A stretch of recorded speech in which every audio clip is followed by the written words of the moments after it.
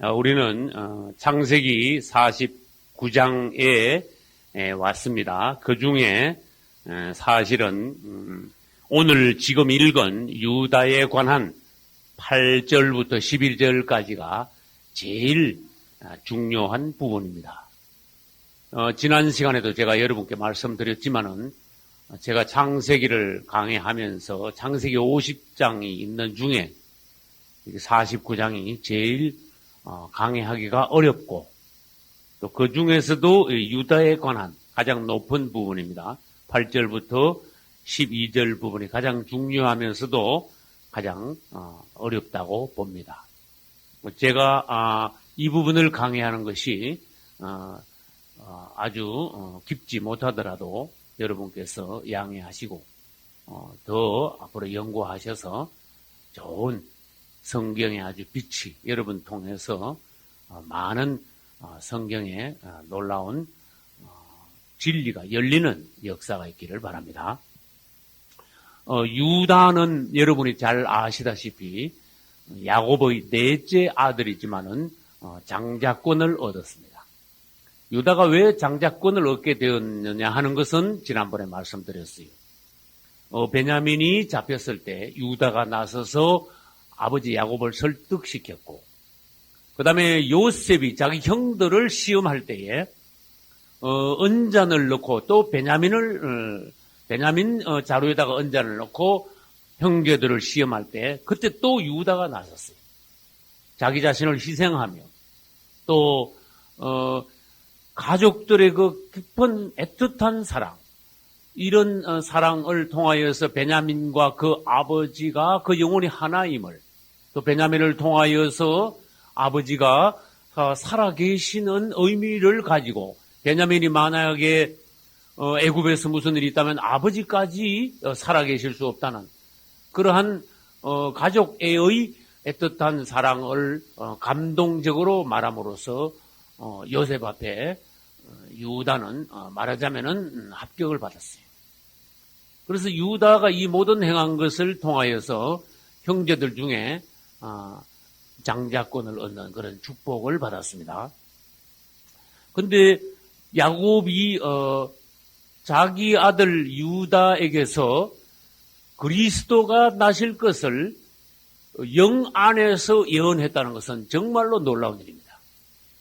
사실은 야곱이 어떤 사람이에요? 예전에는 나무 발 뒤꿈치 잡던 사람이고 사기꾼이고 아주 질긴 사람이고 이기주의적이고 강팍하고 남 잘 속이고 그러던 야곱이 이제 말년 죽기 직전에 가니까 그리스도의 형상이 그에게 나타나고 그의 말이 하나님의 말씀같이 되고 또 만나는 사람에게마다 그 남을 넘어뜨리던 그 손이 또 움켜쥐던 그 손이 이제는 축복하는 손이 되고, 할렐루야.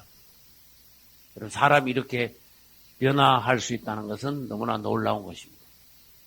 이제 우리는 8절부터 12절까지 왔는데 유다에 관한 야곱의 그 마지막 축복의 예언 중에 그리스도를 생각하지 않으면 안 됩니다. 왜냐하면 유다 지파에서 그리스도께서 나셨기 때문입니다. 말하자면 유다는 그리스도의 예표다. 이렇게 여러분 보셔야 됩니다. 유다는 그리스도의 예표다. 마태복음 1장 1절은 아브라함과 다윗의 자손 예수 그리스도의 세계라 이래놓고는 아브라함이 이삭을 낳고 이삭이 야곱을 낳고 야곱은 유다와 그의 형제들을 낳고 일어났어요. 대단히 특별한 부분입니다. 1장 2절 후반부에는 야곱은 유다와 그의 형제를 낳고 일어났어요. 이 부분에 우리는 대단히 아주 깊이 이 부분에서 유의해야 돼요. 야곱이 12아들이 있는데 그 중에 넷째 아들 이름을 대표로 거론하면서 앞세워서 야곱이 12아들을 낳았다. 안 그러고 유다와 나머지 형제들을 낳았다. 이렇게 말씀하신 것은 유다가 얼마나 특별한 아들이냐. 그래 놓고는 나머지 형제들을 따라가지 않고 마태복음 1장 3절부터는 르우벤이 난 아들들 후손들을 말하지 않고 시몬이나 레위 후손들도 언급하지 않고 이사갈, 스불론도 제쳐놓고 단, 갓, 아셀, 납달리 다 제껴놓고 그 다음에 요셉 지파나 베냐민 지파도 말하지 않고 유다만 언급하면서 유다 지파의 후손들만 따라 내려갔어. 이제 마태복음 1장 3절부터는 유다는 다말에게서 누굴 낳았어요? 베레스와 세라를 낳았죠. 그 중에서 이제 베레스는 헤스론을 낳고 이렇게 내려간단 말이에요. 내려가다가 결국은 어디까지 가는가 하면은 그리스도가 나시는 족보까지 내려가게 돼요. 그래서 유다 지파의 족보가 그리스도의 족보가 되었어요. 유다 지파가 얼마나 중요한가? 이제 마태복음 1장부터 여러분들이 보시고 그 다음에 창세기 49장에 유다에 관한 예언을 보셔야 돼요. 그래야 이게 이해가 됩니다. 그러면 다시 말해서 유다에 관한 예언은 그리스도에 관한 예언이에요. 유다는 그리스도의 예표요. 유다에 관한 예언은 그리스도에 관한 예언이다. 그러면 우리 한 절씩 보겠습니다. 유다야, 너는 내 형제의 찬송이 될지라 해놨어요. 그런데 사실은 사람은 사람의 찬송이 대상이 될 수 없습니다. 그렇죠? 근데 유다가, 형제들이 유다를 어떻게 찬송을 합니까? 찬송은 하나님만 받으셔야 됩니다. 할렐루야. 그리고 제가 전번에 종말론 할 때 캐톨릭에서는 뭐를 송한다 그랬어? 이게 송자거든. 성모를 송한대. 이게 안 된단 말이에요. 하나님을 찬송, 그죠? 그리스도를 높이고, 그건 존재. 가톨릭에서 성모, 송, 이거 자체가 틀린 거야, 벌써. 찬송할 송자. 여러분, 찬송은 하나님만 받으시오. 사람은 아무리 어떻게 해도 존경받았는데, 참, 훌륭하다. 훌륭한 것도 훌륭하다 해야 되는 거야. 저 본받을 만하다. 신앙생활 하면 저 정도는 해라. 존경받고, 그 다음에 본보기가 되고 하는 건 몰라도 사람이 찬송받아만 돼. 근데 여기는 유다야, 너는 내 형제의 찬송이 될지라 해놨어요. 그렇게 뭐가 좀 이상하지 않아요?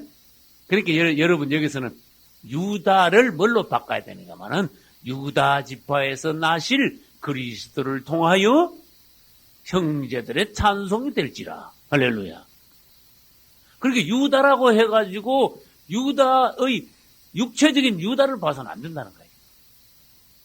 다시 말해서 하나님께서 창세기 12장 1, 2절에서 아브라함을 부르셨습니다. 너는 본토 친척 아비 집을 떠나라. 그러고 쭉 나가다가 뭐라고 하셨는가 하면 너를 통하여 모든 백성이 복을 얻고 너는 복의 근원이 될지라. 그렇게 했어요. 할렐루야. 아브라함을 통하여 모든 백성이 복을 받는다. 그 다음에 아브라함이 복의 근원이 된다. 근데 사실은 봐요. 아브라함은 복의 근원이 아니야. 아브라함에게서 나실 그리스도께서 복의 근원이야. 할렐루야. 또 정확히 말해봅시다. 아브라함을 통하여 모든 백성이 복을 받는 게 아니고 아브라함과 다윗의 자손 누구요? 예수 그리스도. 아브라함의 자손 예수 그리스도를 통하여 모든 백성이 복을 받는 거예요. 모든 민족이 복을 받는 거예요. 이것도 마찬가지죠. 그래서 유다야, 너는 내 형제들의 찬송이 될지라. 그 말은 유다가 육신적으로 형제들에게 찬송을 받는다. 그래 받으면 안 되고 유다의 후손 중에서 나실 그리스도께서 형제뿐만 아니라 오늘날 우리의 찬송이시다. 할렐루야. 여러분, 이 예언이 야곱 입에서 나왔다는 사실을 여러분 알아야 돼요. 야곱 입에서 이런 예언이 나왔다면 여러분 놀라셔야 된다니까. 왜냐하면 야곱은 자기 형 에서의 장자권을 도둑질하듯이 팥죽한 것을 뺏은 사람이야. 자기 아버지를 속이고 가짜로 자기 형이라면서 축복을 받아낸 사람이야. 아무튼 평생에 그 야곱은 뺀질뺀질하고 이기주의자에다가 이제는 죽을 나이가 돼서는 사람이 얼마나 변화됐느냐, 이런 예언이 그 입에서 나왔어. 그리고 이것은 이거 사람의 어떤 인지, 사람의 어떤 혼적인 상황이 아니고 영 안에서 그가 완전히 하나님께 사로잡혔구나. 하나님께서 그 안에서 말씀하셨구나. 우리는 이렇게 봐야 돼. 나는 야곱이 이런 예언, 축복의 예언을 하면서 정말로 그리스도에 관하여 얼마나 상세히 알았겠느냐. 희미했지 그리스도에 관해서 분명하진 않았다고 생각해요. 왜 그러면 여기서 수백 년 더 있다가 1700, 800년 더 있다가 예수님이 오시거든. 그러니까 분명하진 않았어요. 그러나 그 입에서 나오는 축복의 예언 자체는 정말 놀라운 거예요. 우리는 야곱의 입에서 이 축복이 나왔다는 걸 알면서 한 절 한 절 다시 보기로 하겠습니다. 그 다음에 볼까요? 내 형제의 찬송이 될지라 내 손이 내 원수의 목을 잡을 것이요. 야곱의 손이 아니라 이것도 누구의 손이? 그리스도의 손이 원수의 목을 잡는다. 그 말은 여러분, 목을 잡는다는 말은 완전 제압하는 거야. 목. 그 다음에 창세기 3장 15절에서는 여자의 후손이 뱀의 후손에 뭐를 깨버린다 그랬어요? 머리를 깬다 그랬죠. 머리를 깨는 거 완전히 이건 박살내는 거고, 목을 잡는 거는 완전하게 제압하는 거고, 여자의 후손이 그리스도입니다. 그 다음에 네가 원수의 목을 잡는 것은 그리스도께서 원수를 완전히 제압하는 겁니다. 그분은 원수의 머리를 깨뜨리시는 분이고 목을 잡아 완벽하게 제압하시는 분이시다. 그래서 우리는 유다 지파에서 그리스도께서 나셔서 이 세상의 모든 사람들을 종 삼고 이 땅을 그의 왕국으로 삼고 있는 원수, 이 땅에서 세상의 임금 노릇하고 있는 그 마귀, 그리스도께서 오심으로써 이 사단을 목을 잡아 십자가에서 머리를 깨뜨리시는 그분 예수. 할렐루야.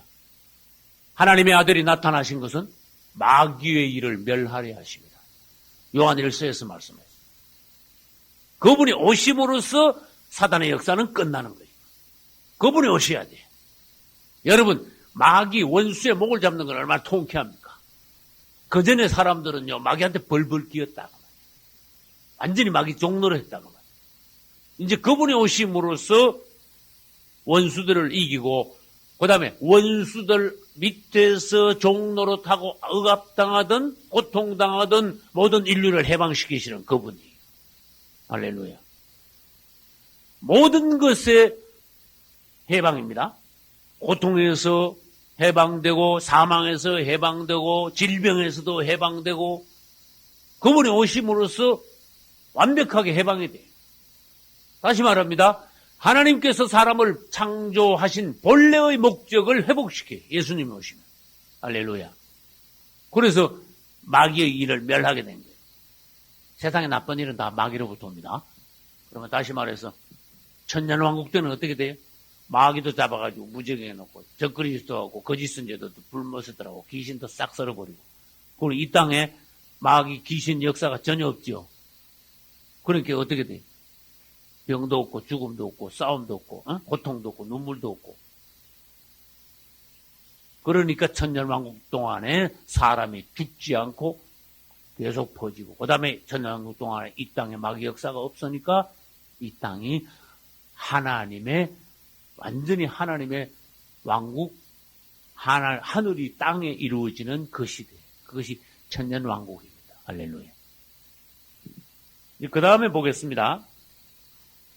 내 아비의 아들들이 내 앞에 절하리로다. 위에 내 형제의 찬송이 되는 것이나, 그 다음에 아비의 아들들이 내 앞에 절하는 것이나 같은 것입니다.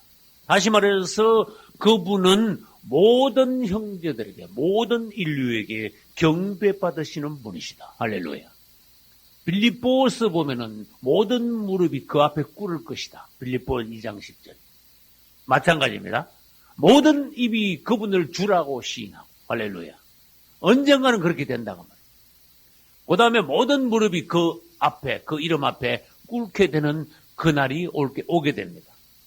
그래서 유다 지파가 그만큼 하나님 앞에 축복이에요. 유다 지파에서 나는 그리스도로 말미암아 유다의 이름이 또한 복을 받았습니다.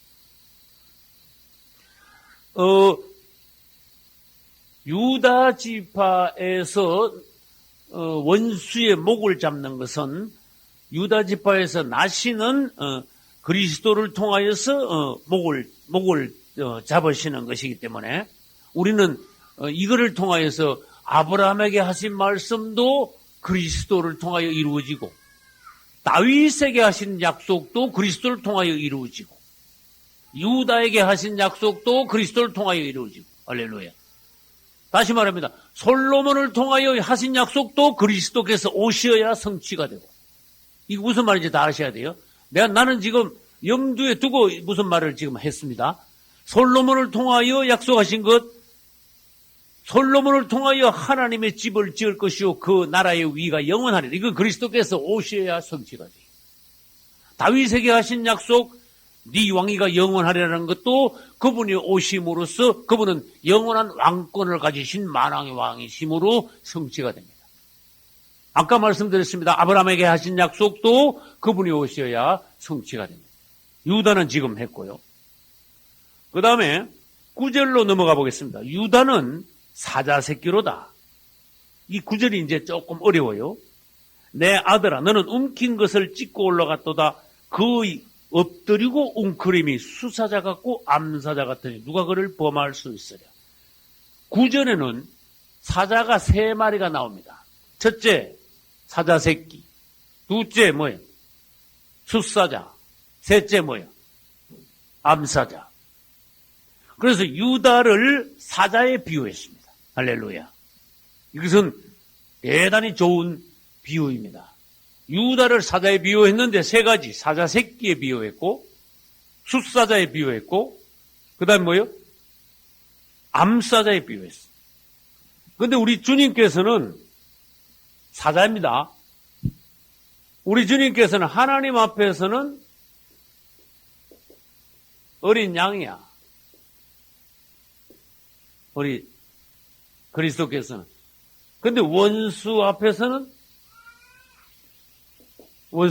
뭘까요? 원수 앞에 가서 양이 되면 되겠습니까? 사자가 돼.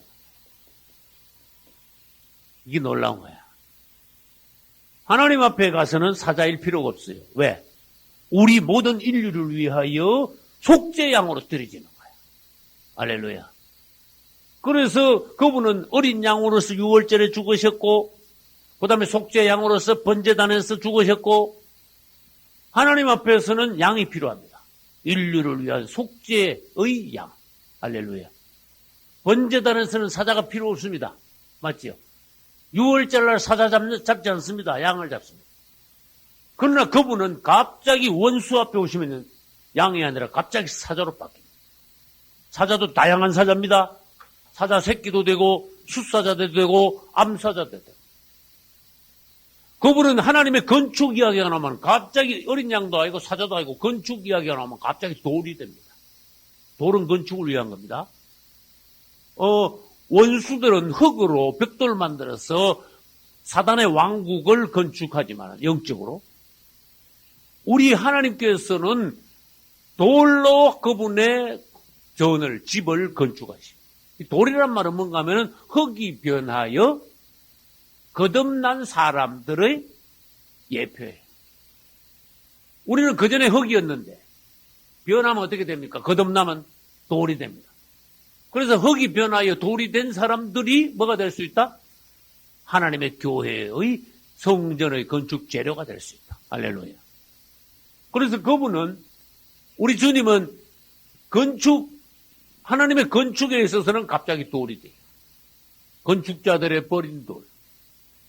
그 다음에 심판에 있어서는 떠인 돌 또는 날아온 돌, 그 다음에 치는 돌. 그 다음에 바리새인들 앞에서는 거치는 반석. 그 다음에 우리에게 있어서는 그분은요, 우리 발 밑에서 큰 반석이 됨으로써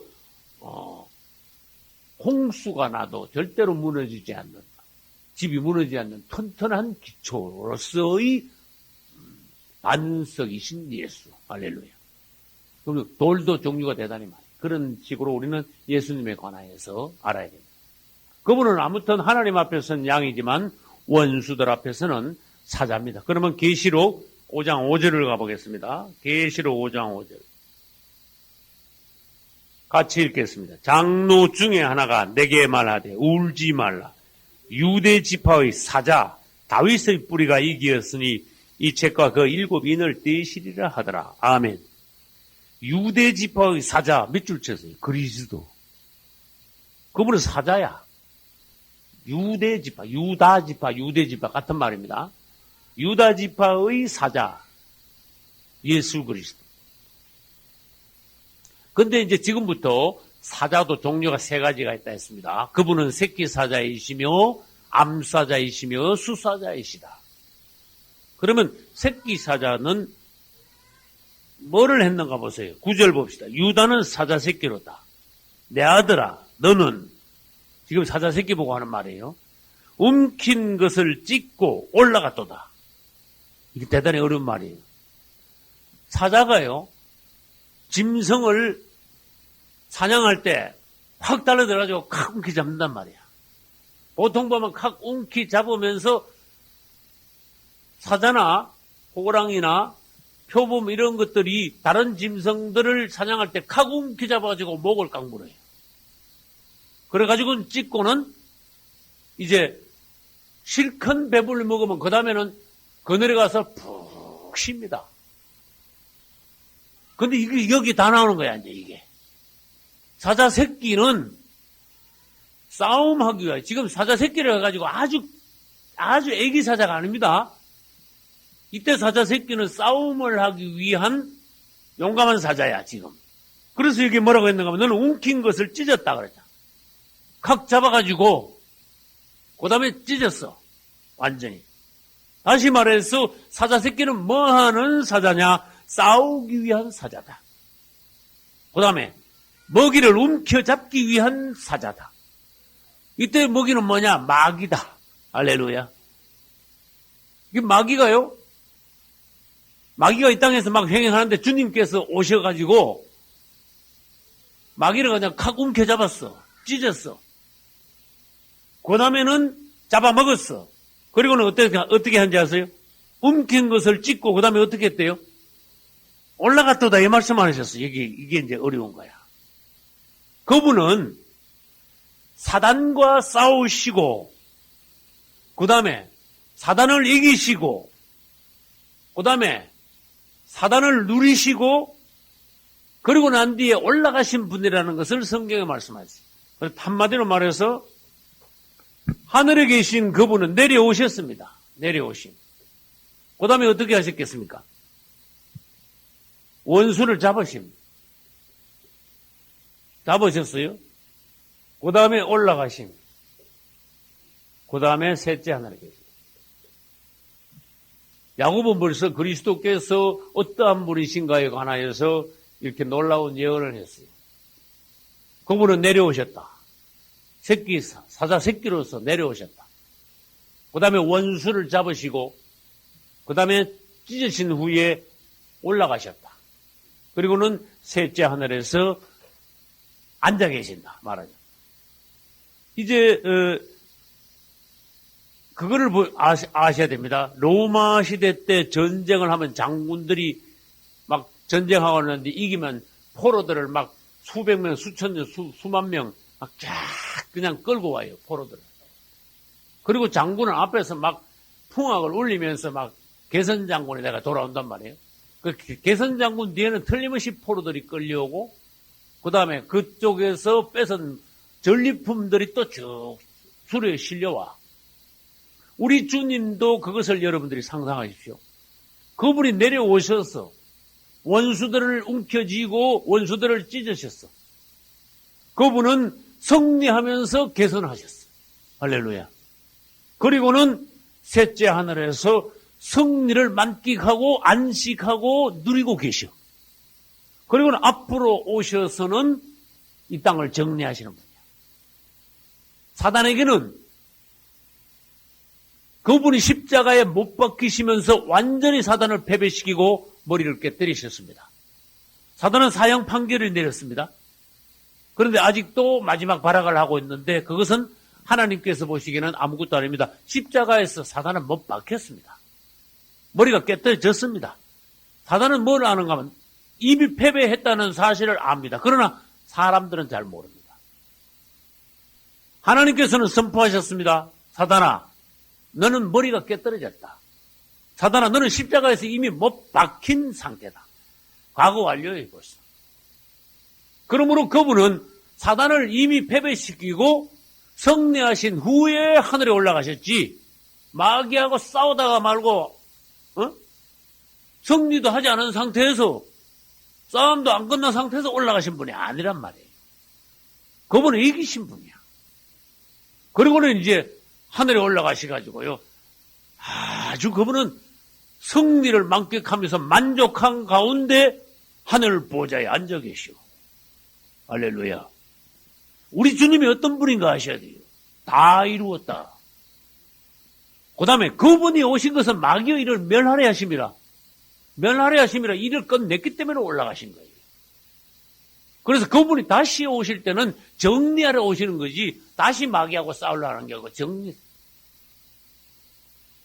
그분이 셋째 하늘에 올라가셔가지고 보좌에 앉아 계시지요. 그분이 앉아 계시는 모습을 여러분 보셔야 돼요. 계시록 1장에 보면요, 그분은 아주 희귀한 모습을 가지고 계세요. 여러분 계시록 1장 13절을 대단히 유의해서 보셔야 됩니다. 촛대 사이에 인자 같으니, 밑줄 쳐봐요. 그리스도입니다. 계시록 1장 13절. 촛대 사이에 인자 같으니 발에 끌리는 옷을 입고, 이게 무슨 옷입니까? 제사장 복장이라고 쓰셔야 돼요. 그 다음에 가슴에 금띠를 띠고, 우리 주님의 모습이 얼마나 놀라운 거 보십시오. 근데 촛대 사이인데, 촛대가 몇 개일까? 7개, 7개. 이스라엘 촛대는 7개입니다. 그래서 전에 제가 계시록 할 때, 계시록 1장 할 때 제가 이걸 그림으로 보여드렸어요. 7개의 촛대가 있어요. 2, 셋, 넷, 5, 6, 7. 그래서 촛대가 있네요. 그런데 촛대 사이에 저 뒤에 주님이 보였단 말이에요. 촛대 사이에. 그분이 어떤 분이냐? 발에까지 끌리는 옷을 입고 가슴에 금띠를 띠고 계시더라. 근데 이 촛대는 사실 밑으로 내려가면은 이렇게 돼요. 이렇게 붙었어요. 요런 촛대라는 거 아셔야 돼요. 사실은 7촛대가 아니고 한 촛대라는 거 아셔야 돼요. 한 촛대에서 촛대가 하나죠. 하나 골랐죠. 이 여러분 가지가 7 있는 걸 보고 아이고 나무가 7개 서 있네 이러면 안 됩니다. 나무는 하나입니다, 여러분. 촛대도 하나에서 7가지가 벌어졌어요. 이거는 무엇을 말하는가 하면은 7촛대는 또 7교회니라 또 일어났어요. 1장 끝절에 보면은 이것은 다시 말해서 금으로 만든 그 금촛대거든요. 7촛대는 이 땅에 있는 교회 전체를 말하는데, 이 땅에 있는 교회 전체는 금으로 된, 하나님의 한 가지 성분으로 된 한 그리스도에게서 나서 이 지방 저 지방에서 세워진, 여기저기에 교회가 세워진 같은 성분의 교회들이다. 그래가지고 7개가 성분이 똑같아요.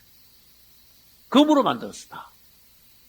그래서 우리는 이 금촛대의 성분에 대해서 상세히 알아야 됩니다. 그러면 그거는 그거고, 촛대 사이에 이제 촛대 설명을 했습니다.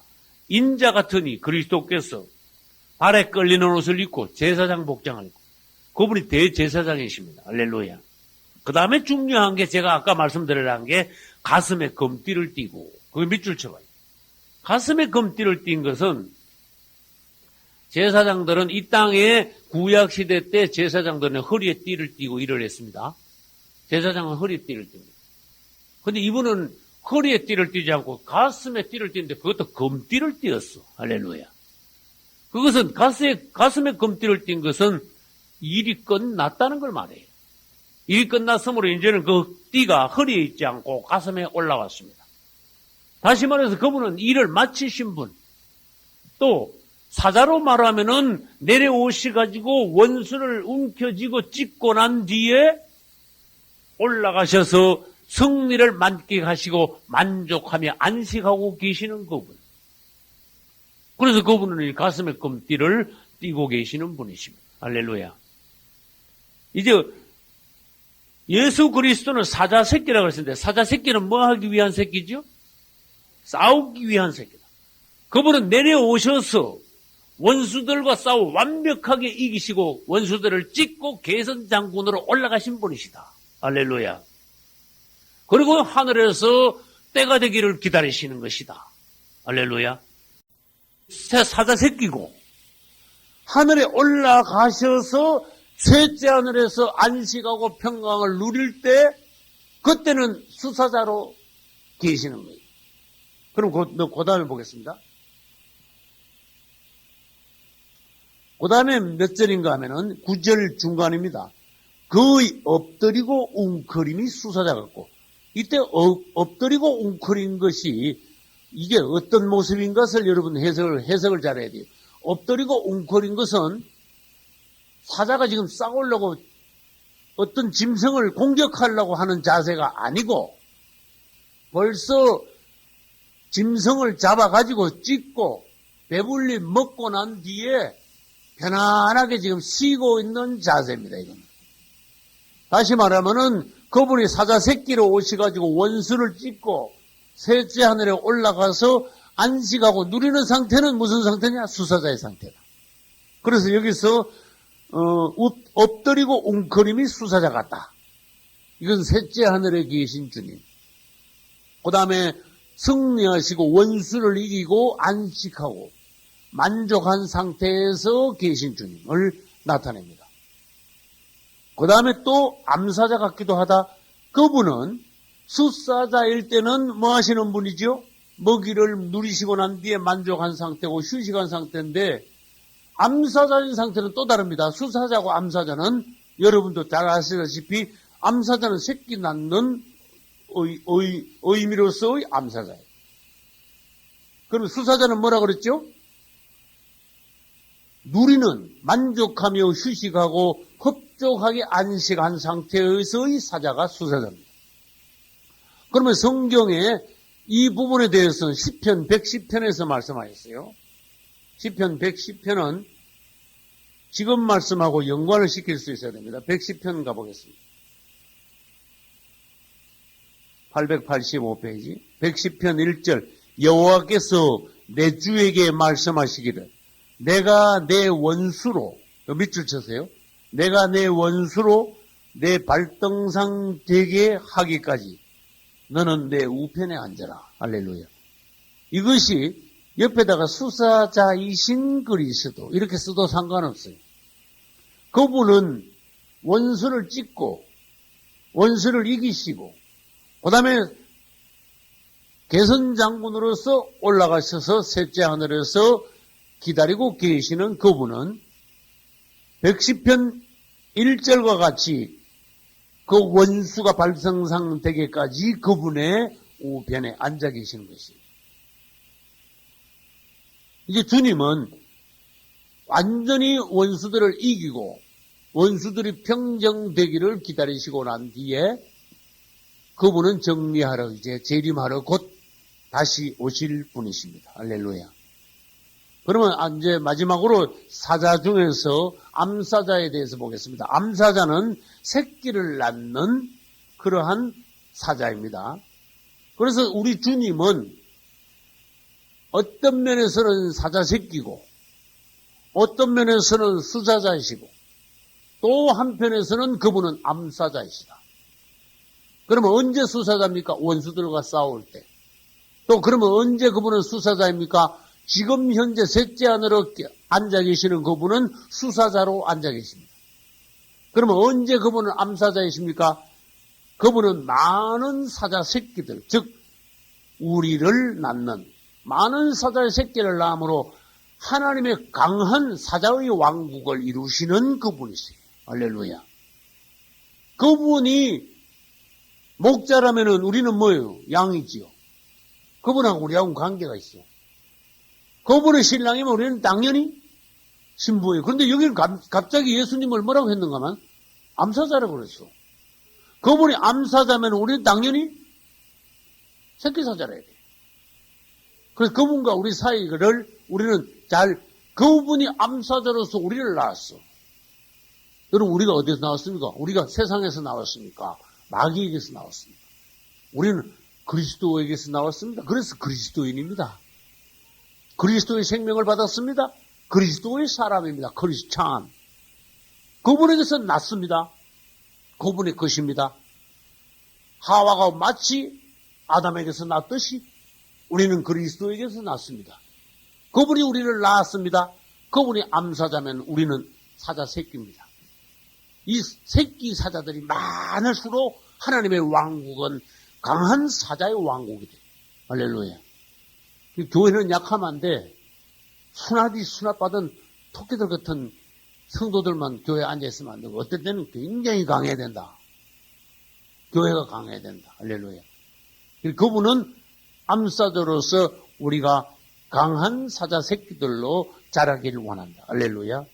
그 다음에 이제 10절로 넘어가겠습니다. 10절 봅니다. 홀이 유다를 떠나지 않으니. 이제 특이한 단어가 나왔어요. 그 다음에 다음 줄에 보면 치리자의 지팡이 그랬죠. 지난 시간에 말씀드렸습니다. 홀과 치리자의 지팡이는 같은 단어입니다. 홀, 왕들이 들고 있는 막대기는 왕권을 의미합니다. 이거 아무나 들 수 없는 거지요. 홀이라는 것은 왕이 들고 있는 내가 왕이다 또는 왕권을 가졌다. 왕의 권한, 왕의 표시, 왕의 권위 이런 것을 나타내기 위한 홀입니다. 왕이 들고 있는 막대기. 그래서 이 홀이라는 것은 치리자의 지팡이와 같은 것인데 그것이 이스라엘의 12지파 중에 유다 지파를 떠나지 않는다고 야곱이 예언을 했습니다. 홀이 유다 지파를 떠나지 않는다 그 말은 유다 지파에서 나실 그리스도의 왕권, 그리스도의 왕국이 무궁할 것이다. 할렐루야. 홀은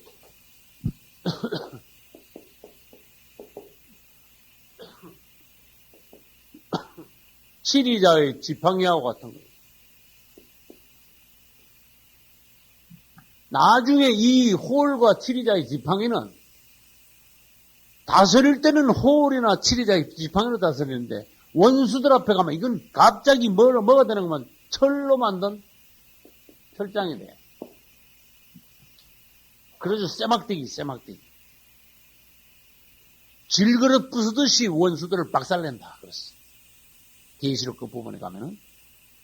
그래서 우리는 그분이 지팡이는 유다 지파를 절대로 떠나지 않는다. 그분은 유다 지파에서 영원한 왕으로 나신 왕 중의 왕이시다. 이제 10절 다시 봅니다. 홀이 유다를 떠나지 않으며 치리자의 지팡이가 그 발 사이에서 떠나지 않은 시기를 실로가 오시기. 실로라는 단어가 또 나왔어요. 실로가 오시기까지. 실로가 오신다니까 여러분 대강 짐작해도 실로가 오신다니까 주님이 오시기까지 됐구나. 그 말은 맞아요. 그러면 실로가 뭐냐? 실로의 원어는 평화를 가져오시는 분.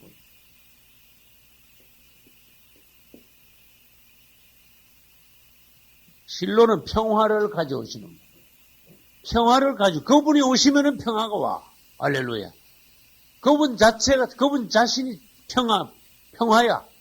다시 말해서 평화의 왕, 다른 말로 하면 평강의 왕. 할렐루야.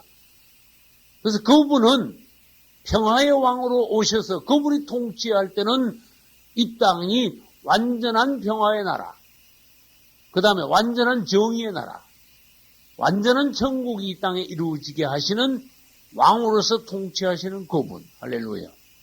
천전왕국을 생각하셔야 됩니다. 여러분과 나는 반드시 천년왕국에 들어갑니다. 그때 가면은 오늘 우리들이 성경에서 본 것을 여러분 새롭게 보고 천년왕국을 즐기고 누리고 실감하고 만끽하게 될 겁니다. 할렐루야. 여러분 지금 조금 더 열심히 신앙생활 하십시오. 천년왕국에 가서 여러분들은 왕이 됩니다. 여러분 이 시대에서 신앙생활을 하되 신앙생활을 실패한 사람들은 천년왕국의 성 바깥에 있습니다. 사실은 그곳은 왕국 안 되면 성 안 되면 어두운 곳입니다. 그래서 바깥 어두운 데라고 했습니다. 그렇다고 해서 깜깜하지는 않습니다. 그 성 안은 이 땅 태양빛보다 100배 밝다면은 성 바깥은 그냥 똑같아. 지금 현재. 그래서 우리는 지금 현재 이 시대의 신앙생활을 승리한다면은 성 안에서 그분과 같이 왕노릇한다. 천국을 완전히 만끽한다. 그걸 아시고 이 시대의 신앙생활 잘 하시기를 예수님을 축원합니다. 이제 그분이 오심으로 말을 뒤집어봐요. 실로가 오심으로 평화의 왕이 오심으로 그분이 오신 이후로 홀이 유다를 떠나지 않는다. 그분은 평화의 왕으로 오셔서 영원히 왕노릇 하실 것이다. 그분은 영원한 왕입니다.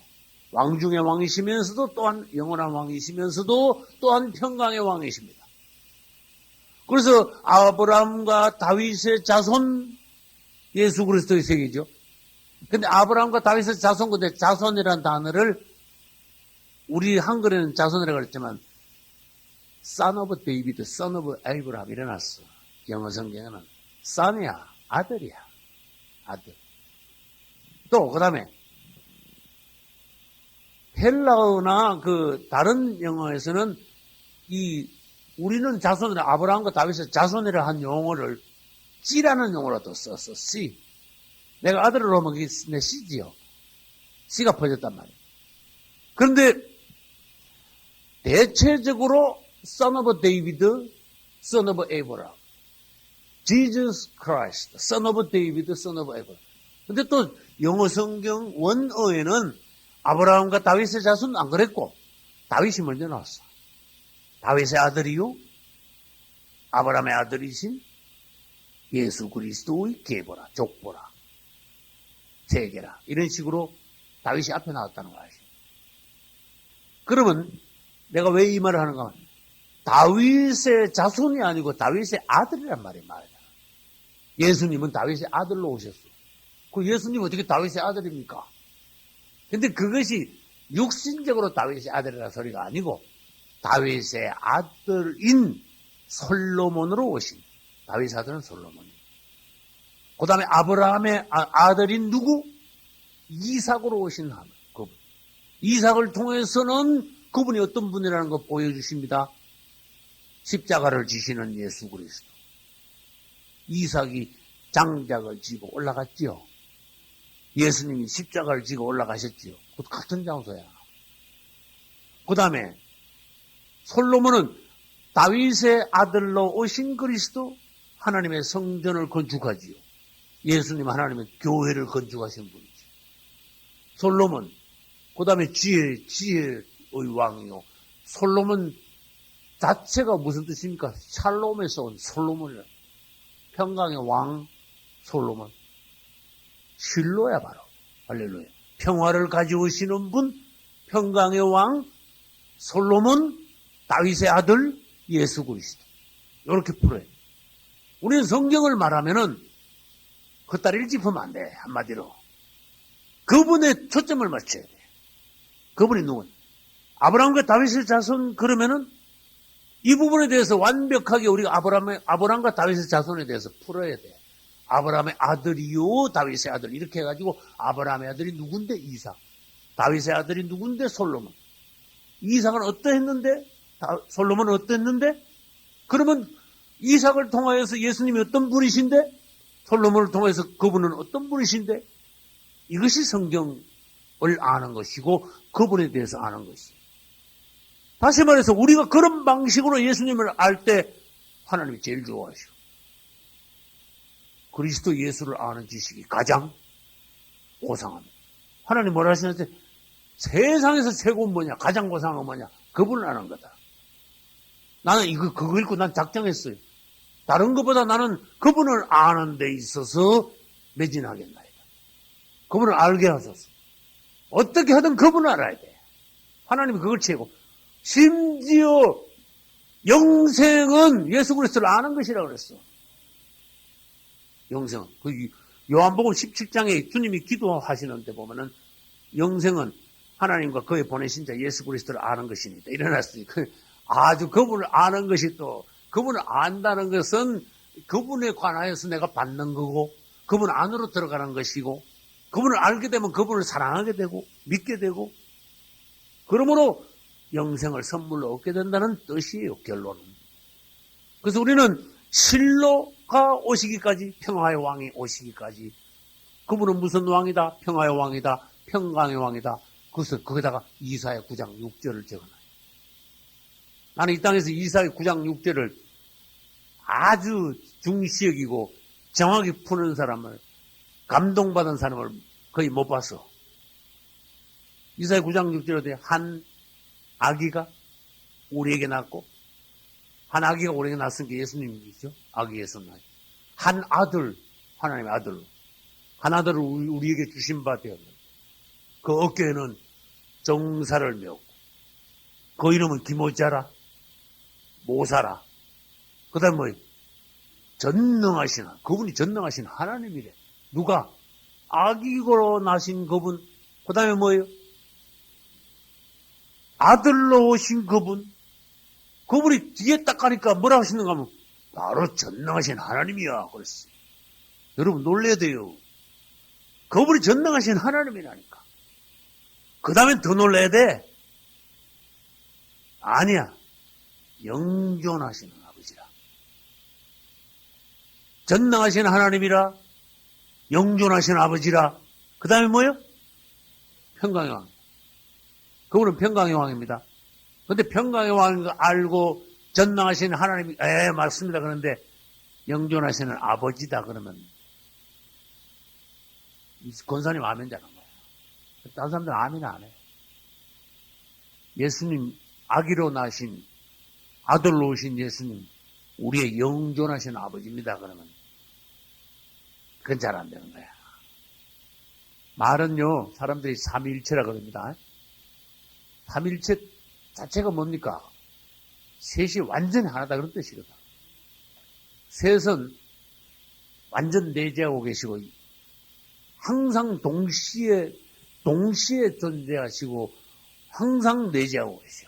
세 분이. 세 분을 분리할 수는 없습니다.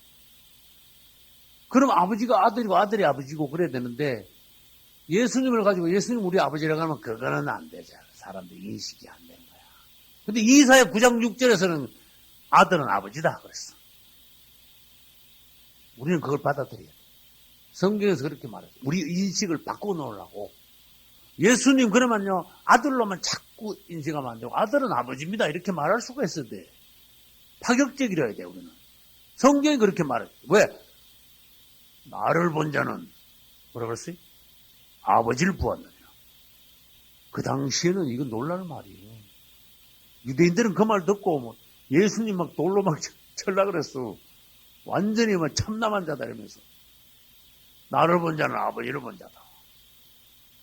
그래서 왜 아버지를 보여달라 그러냐? 네가 나를 보고도 아버지를 또 보여달라 그러냐? 여러분 한번 잘 생각해봐요.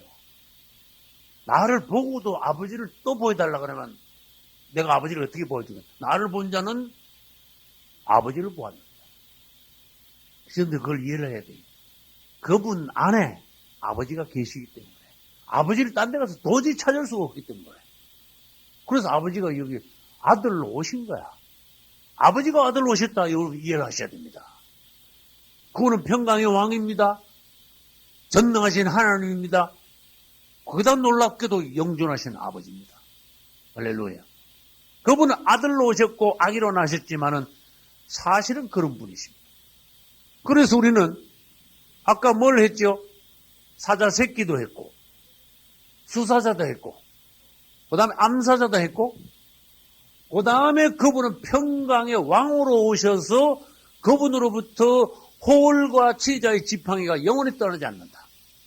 그리스도로부터 그분은 평강의 왕으로 오심으로써 그 평강의 왕이 통치하시는 그 나라는 영원한 나라다. 할렐루야. 천년왕국에서 그분은 그분의 통치의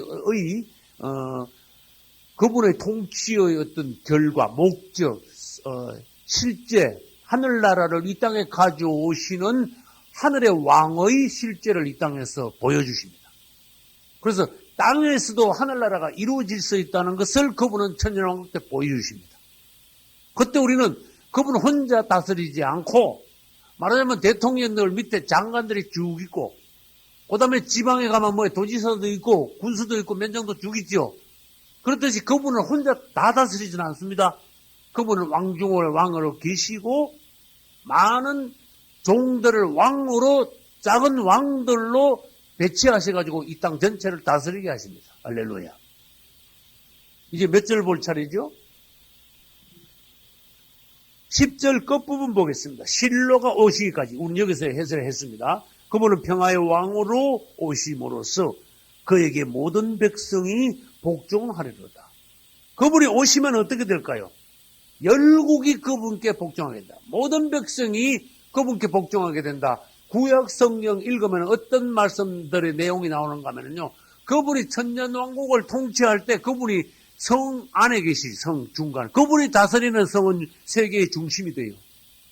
그러면 매년 온 땅의 열국의 사람들이요. 그분께 와서 매년 와서 예물을 가져와가지고 매년 그분께 와서 경배를 드린대. 열국이 그분께 와요. 만약에 그분께 와서 경배드리지 않는 나라가 있다면은 그 나라는 서지 못할 것이다. 천년왕국 때 그럴 리가 없죠. 천년왕국 때는 그분이 왕으로 다스리니까 모든 나라의 백성들이 그분께 와서 경배를 합니다. 지금 그렇습니까? 그 당시 천년왕국에는 한 명도 빠짐없이 그분께 와서 다 경배하게 돼 있어요. 그러니까 하나님 나라가 완전히 이루어지죠. 지금하고 얼마나 천년왕국 때가 차이 나는가 한번 생각해봐요. 그 말씀을 여기다가 해놓은 거야. 천년왕국 때의 그림자까지도 10절 끝에 얘기해놨어요. 실로가 오시기까지 미치리니 그분은 평화의 왕으로 오셔서 영원한 왕이 될 것이므로 그에게 모든 백성이 뭐 하리로다? 복종하리로다. 그러면 이사야서 2장으로 가보겠습니다. 이사야 2장.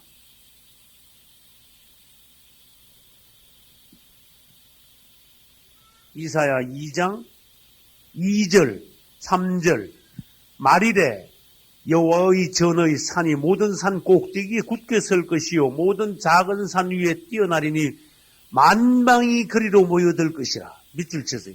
만방이 그리로 모여들 것이라.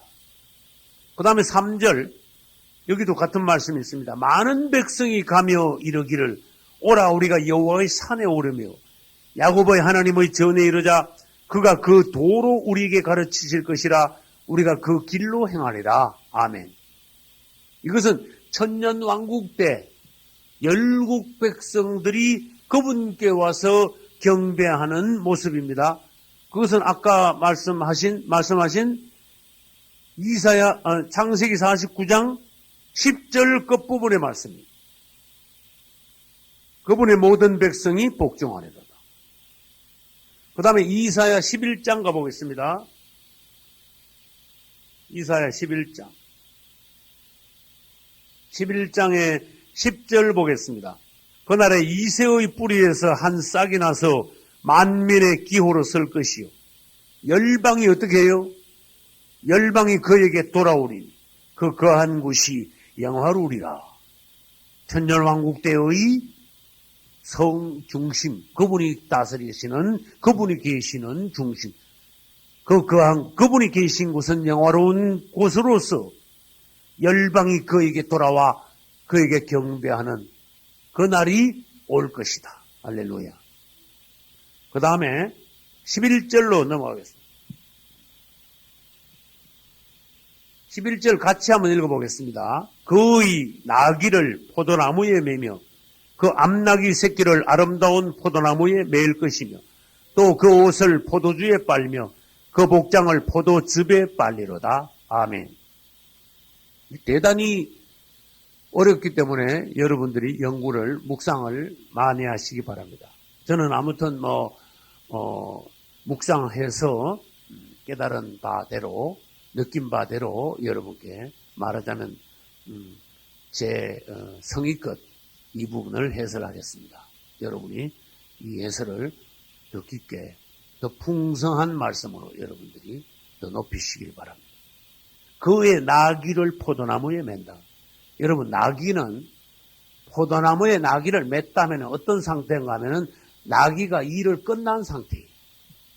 나귀가 나귀는 주로 무슨 일을 하는가 하면은 나귀라는 것은 예수님도 나귀를 타셨듯이 나귀는 사람을 태우거나 짐을 싣고 이렇게 나르는 그런 일을 주로 하는 짐승입니다.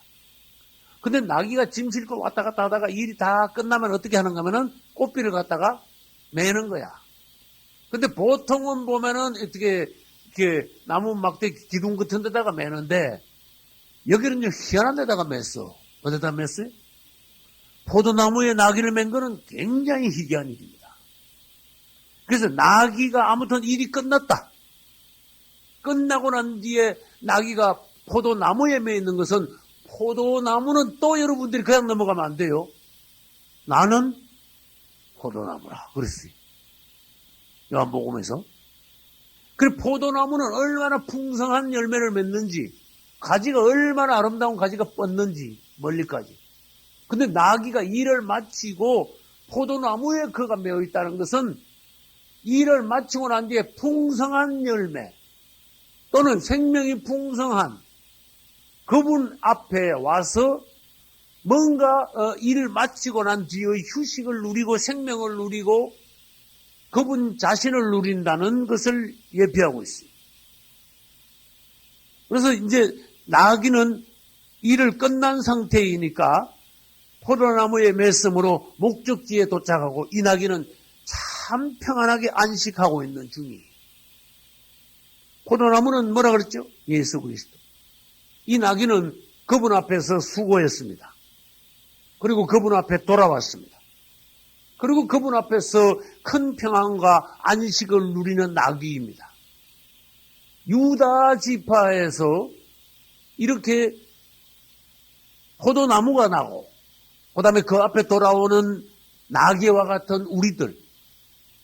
나귀는 주님을 실어 날랐죠. 우리도 주님을 실어 날라야 돼. 여러분, 그분은 처음에 나귀를 타셨죠? 다시 오실 때 나귀 타고 오십니까? 그럼 구름 타고 또 백마도 탄단 말이에요. 신말도 타시. 처음에는 나귀를 타셨지만 그분은 다음에 오실 때는 백마를 타고 오셔. 그럼 나귀 탄 거하고 백마 탄 거하고 뭐가 다릅니까? 왜 그분은 처음에 나귀 타시고 뒤에 백마를 왜 타십니까? 그분은 이 땅에 계실 때는 겸손한 사람, 낮은 사람, 사람 중에서도 낮게 오셨죠. 낮은 사람으로서 겸손을 표시하기 위해서 나귀를 타셨어요. 겸손하여 나귀 곧 새끼 나귀를 탔다. 그런데 그분이 다시 오실 때는 승리의 왕으로 오십니다. 적그리스도 군대를 완전히 박살냅니다. 그분은. 그래서 나귀 타고 이렇게 겸손하게 오셔가지고 싸우는 그분이 아니야. 백마 타고 오셔가지고 적그리스도 군대를 완전히 박살내는 개선 장군의 모습으로 그분이 오시는 거예요. 그래서 우리는 나귀로서 한편 그분을 태워 모셔드려야 되고, 그분을 위하여 수고해야 되고, 할렐루야. 그 다음에 백마로서도 그분을 위하여 뭐 해야 돼? 수고해야 되고, 할렐루야. 그래서 내가 개인적인 이야기 한 거 미안합니다. 우리 아들 이름들이 지었는데, 이 마태야. 근데 마태는 이거 성경 이름이거든? 근데 호적에 올리려면 한자로 올려야 돼. 그럼 무슨 마자 했겠어? 마태야. 넌 말이야. 아빠 내가 왜 말이? 예수님을 태워. 큰 말이 돼야 돼. 할렐루야. 우린 예수님을 태우는 말이 돼야 돼. 그분이 말을 탔단 말은 그분이 개선하시는 거야. 그분이 개선하시기 위해서는 그분에게 말이 필요해. 우리는 백마가 돼야 돼. 그래서 그분이 우리를 탐으로 말미암아 승리의 왕으로서의 그 기풍, 그 기상, 이것이 높아졌어. 그분이 그냥 뛰어오실 수 없는 거야. 그래서 우리는 말이 돼야 된다. 그 나귀가, 여기서 나귀입니다. 나귀가 그분 앞에서 일을 하고, 일을 다 마치고 난 뒤에 그분 앞에 와서 안식을 넣을 때. 그래서 어떤 막대기에 맨 거 아니고, 그래서 포도나무에 맸다는 거야. 포도나무에 맨 것은 그분 앞에, 그분과 하나가 되어 그분 앞에서 안식하고 있는, 말하자면 어떤 의미에서는 그분의 품에 안겨서 안식하는 그런 나귀의 모습이야. 그래서 이 나귀는 대단히 지금 행복합니다. 그래서 이 나귀가 야곱의 말년의 그런 모습과 똑같아. 야곱 평생의 험악한 세월을 보내다가 말년에 와가지고 그는요, 마음 안에 하늘의 평안이 있었어요. 할렐루야. 야곱은 말년에 가서 아무 걱정도 없었습니다. 하나님으로 충만했습니다. 하나님의 은혜에 감격했습니다. 하늘의 평안이 그에게 있었습니다. 여러분, 야곱의 속을 보셔야 돼요. 속사람을. 그 안에는 하나님이 완전히 계셨습니다. 그가 한 말이 하나님의 말씀이 되었습니다. 그러니까 야곱은 놀라운 하나님의 축복의 예언도 할 수 있었어요. 이게 나귀가 포도나무에 매인 그 상태는 야곱의 말년의 중심과 같은 상태다. 우리도 신앙생활 꾸준히 열심히 노고를 아끼지 않고 신앙생활을 마칠 때에 우리도 언젠가는 어떻게 돼요? 주님 앞에 큰 평안과 안식을 누리게 돼요. 할렐루야. 시므온이라는 사람이 성경에 있는데 누구예요? 시므온. 누가복음 2장에 가면요, 대단히 특이한 사람이 있어. 시므온이라는 사람이 그리스도의 오심을 기다렸을 때, 그 사람은 평생 오실 그리스도를 만나보는 게, 한 번이라도 만나보는 게 소원이었대. 그래서 성전에서 평생 그 사람은 기도했대. 누가복음 2장 끝부분이. 근데 어느 날 예수님이 나셔서 8일째 뭐 하려고 어디 오셨어? 할례받으려. 예수님이 할례받았어요. 할례받으려고 성전에 딱 들어오시는데 이 시몬은 예수님을 대부분 알아봤어. 난지 8일밖에 안 된 예수님을 대부분 알아봤어.